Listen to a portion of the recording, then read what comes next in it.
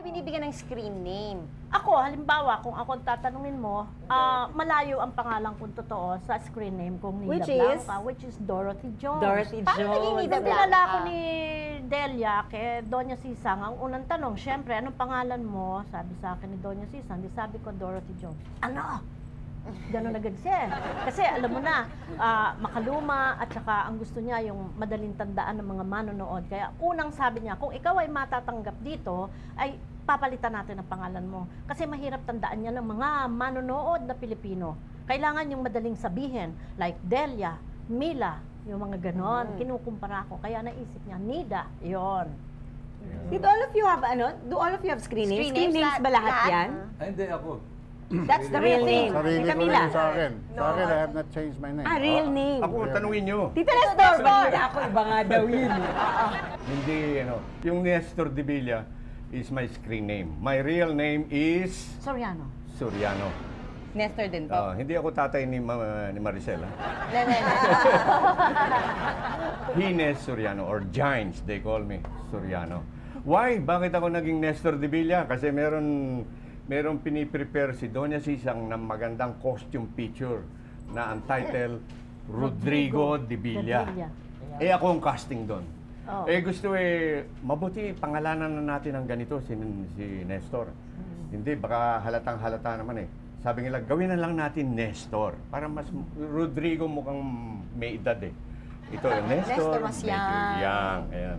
How about si Tita Marita and Tita Mila? What are your real names? Ako, Mary Ann Blanche. Medyo... Bakit naman Sino mga names? Tamo ang Jones, Grits, kaya ang nagpalit na ng name ko, sila Salvador, si Leroy, tsaka yung papa niya, si Director Lou Salvador Sr. Tita Mila? Ako naman, Milagros Sumayaw. Sumayaw. Hindi sumayaw, ah? Sumayaw. Y-A-O. Pero sabi doon niya, parang hindi magandang apelyido mo. Kasi ano lang natin, Mila. Tapos naisip sila kung ano ba mga family mo, yung mga relatives, merong kasi nung araw gusto ko Mila Rodriguez. Hindi, marami na Rodriguez. So, hanggang, ewan ko, I don't know how it ended up na Ocampo. Sinyorte niya at wag lang daw yung apelyido. Tito Bernard, bakit naman Palus?